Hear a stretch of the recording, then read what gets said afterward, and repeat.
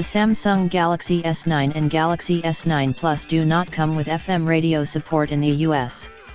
This is apparently a mistake, and this will be fixed in a future software update. It has been revealed that support for FM radio should have been on both handsets at launch. Samsung confirmed to NextRadio the reason for the error.